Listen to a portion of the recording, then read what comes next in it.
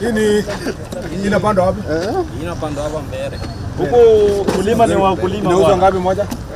Kadhaa tu. Wacha ya bei ya waziri. Mimi nauliza sasa ya kawaida. Ya hasla. Ya kawaida ni punch. Lakini unajua waziri hizi dogo dogo. Unaona? Kawaida sasa mtu wa kawaida kama sisi punch. Unaona hii kilo ngapi kwa? Hiyo ukibeba siku mzima, hiyo ni gym. Sawa. So yangu ni ngapi?